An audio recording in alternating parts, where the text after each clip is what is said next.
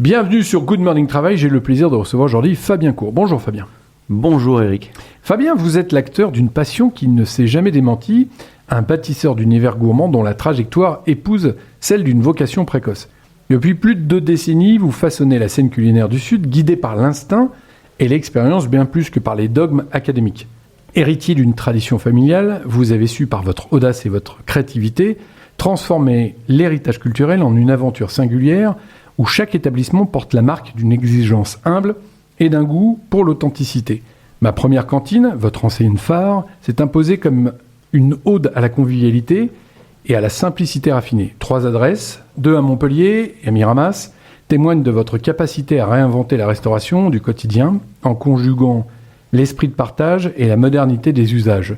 À travers Foodies, le Bazar ou encore Maison Balme, vous explorez d'autres territoires, du nomadisme gourmand à la célébration de la truffe, sans jamais perdre de vue l'essentiel, offrir à vos convives une expérience sincère où l'accueil et la satisfaction sont érigés en art de vivre. Fabien, votre parcours est celui d'un autodidacte qui est forgé par l'expérience et l'observation. En quoi cette liberté d'apprentissage a-t-elle façonné votre manière de diriger et d'innover au sein de vos établissements ?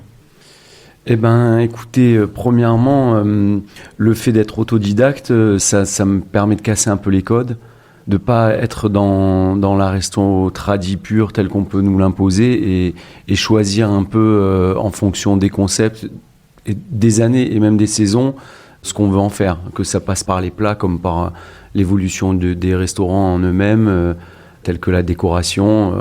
Ça fait 22 ans qu'on a commencé, donc en 22 ans, il y a eu énormément d'évolution dans nos concepts. Voilà, donc on va aussi au gré des saisons, des temps et de l'évolution des mœurs, simplement. Ça, c'est la liberté. C'est quoi la contrainte de cet apprentissage sur le tard ? La contrainte, ça peut être à l'inverse de sortir un peu trop des codes.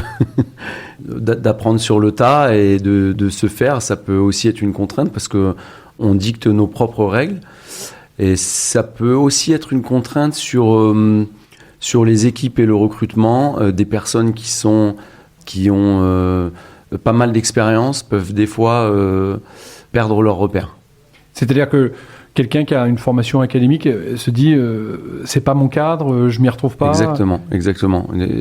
Du mal à se retrouver dans un cadre. Nous, c'est vrai qu'on a créé nos propres cadres, on a notre façon de fonctionner qui est propre à nous-mêmes. Et il faut pouvoir s'y adapter. Quand on vient d'autres maisons, des fois, ça peut être un peu plus difficile. La restauration est un métier dur, un métier ingrat, qui n'est pas toujours reconnu par le client. Hein. On ne voit pas l'envers du décor. Comment on garde l'énergie après 22 ans d'engagement dans cette profession ? Comme tu l'as souligné au début, j'ai la chance d'avoir développé plusieurs concepts et plusieurs restaurants.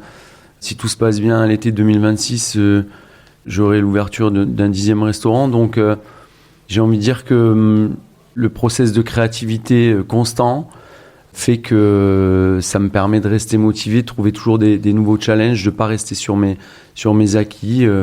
Donc, on évolue, on cherche toujours des nouveaux projets, des nouveaux challenges. C'est un peu le propre de l'entrepreneur, je pense.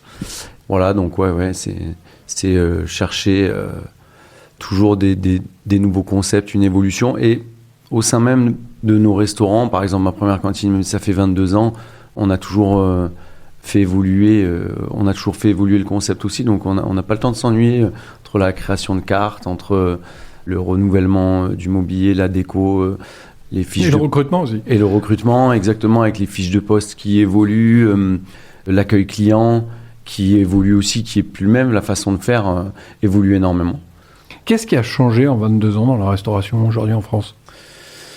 Eh bien, la restauration aujourd'hui est beaucoup plus nomade. Quand j'ai commencé, il y a 22 ans, c'est vrai que c'était que des restaurants traditionnels. Majoritairement en France, on n'avait que des restaurants traditionnels. Et on allait au restaurant entrée, plat, dessert. Aujourd'hui, on a les codes qui sont beaucoup plus cassés. D'une part, on a tout ce qui est take-away qui a pris une grosse part du marché. C'est-à-dire qu'aujourd'hui, on le situe plus à 30% de part de marché. Quand il y a 15 ans, c'était 10%. Donc forcément, il faut proposer une offre qui soit plus alléchante, plus conséquente aussi. Et puis, dans la façon de consommer, les gens aiment venir aussi et pas forcément être sur quelque chose d'hyper traditionnel. Je prends mon menu entrée, plat, dessert, mais je vais venir partager une planche, prendre une bouteille de vin, avoir cette notion de partage aussi. Elle est devenue prégnante quand même en restauration. À part, bien sûr, si on va sur du gastro ou semi-gastro, où là, on reste dans un cadre très tradi. Mais sur tout le reste de la restauration, ça a énormément évolué à ce niveau-là. Les gens aiment bien partager ou se prendre plusieurs entrées. Enfin voilà, les codes sont complètement cassés. Donc il faut prévoir des offres qui peuvent correspondre à cela. Et le soir, c'est plus compliqué. Et le soir, c'est plus compliqué. Effectivement. Bah oui, on a... C'est l'après-Covid ou c'était déjà avant ? Non, parce que avant Covid, 2019, on fait notre meilleure année. Donc clairement... c'est venu post-Covid. Je pense que le Covid a fait que les gens se sont habitués déjà à plus de télétravail, du coup à consommer plus à la maison ou au bureau. Et ce dont on parlait juste avant, la part de vente à emporter, on commande plus facilement quelque chose en take-away qu'on se fait livrer à la maison. Et voilà, et je pense que les gens se sont habitués aussi à consommer chez eux, quoi. Clairement, plutôt que de sortir, on reçoit les copains, on va se commander des planches et on va. Donc oui, la part de la restauration le soir est plus compliquée. Je dis la restauration, je pense que c'en est de même pour les bars et discothèques, etc. C'est plus compliqué. Pour moi, le même secteur. Ouais. On a compris que tu n'es pas qu'un restaurateur, tu es un entrepreneur. On est passé au tutoiement. Mon petit doigt me dit que tu as une petite activité événementielle. Tu veux nous en parler ? Ah oui, avec plaisir. On vient justement de terminer notre 10e édition. Donc depuis 10 ans, via notre marque Aux Grands Enfants, qui était à la base un restaurant qu'on avait créé dans le quartier Port-Marianne, donc en 2014, avec une signature architecturale de Philippe Starck. C'est un restaurant qu'on a gardé 5 ans, qu'on a vendu en 2019. Et pendant ces 5 ans... j'avais été contacté par la société qui s'occupe de l'Open d'Occitanie, donc qui est le tournoi de tennis de Montpellier ATP 250. Et j'avais été contacté et du coup on avait signé un partenariat pour animer le village VIP, donc créer des animations et m'occuper des bars, donc bars, tapas et des animations avec tous les soirs des DJ, des lives. Donc on vient de clôturer il y a 10 jours ce magnifique tournoi et ce magnifique partenariat pour la 10e année. C'est une partie de notre métier, mais sous un angle totalement différent, parce que là, on est obligé de créer, en 2 semaines, on est obligé de créer des cuisines en éphémère, des bars en éphémère, et capter un public assez nombreux. Donc là, ça assouvit complètement ton besoin de renouveau, de créativité. Ah oui. Là, t'es en plein dedans. 10 jours intenses, on ressort comment de ces 10 jours ? On ressort lessivé physiquement, mais émotionnellement... il y a toujours une telle énergie sur de l'événementiel, sur un événement comme ça. Le tournoi, ça fait 16 ans qu'il existe et qu'il est sur Montpellier. Nous, c'était la 10e année, comme je l'ai dit, mais du coup, ça fait 10 ans qu'on travaille avec les mêmes partenaires, donc on se retrouve chaque année. Il y a des partenaires qui viennent de Paris, de Lyon, donc on se voit pas le reste de l'année, on se retrouve là. C'est un peu... une colonie. Ouais, c'est un peu notre colonie. Et donc, humainement, c'est...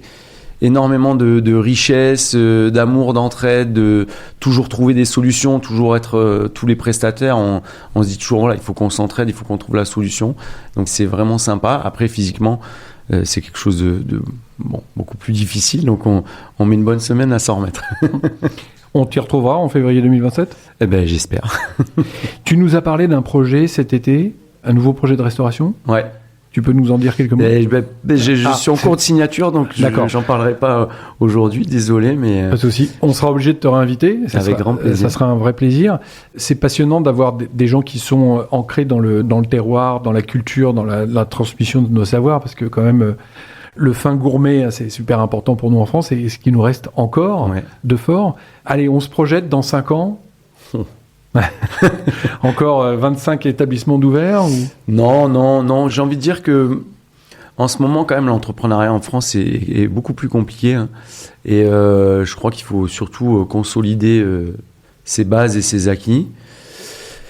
Comme je disais précédemment, On travaille énormément aussi sur le renouvellement des concepts, notamment ma première cantine, parce que quand ça fait 22 ans, il peut y avoir aussi une lassitude de la part du client. Donc, pour l'instant, je suis plus sur l'évolution du concept, le développement. Après, je dis pas non, je vois en fonction des opportunités qui se présentent à nous, mais on est quand même un développement où on est familial, donc il n'y a pas de velléité d'un développement outrancier. On est clairement dans quelque chose de maîtrisé, de familial. Peut-être que il y en aura 2, 3, 4, 5 de plus, mais c'est pas l'objectif. Déjà, l'objectif, c'est vraiment d'arriver à Pérenniser. Pérenniser l'acquis. Bon, merci Fabien pour ce témoignage. Merci on se donne rendez-vous dans quelques mois pour la prochaine ouverture. On en saura un peu plus. Sacré teasing. Merci Fabien. Merci Eric. Merci.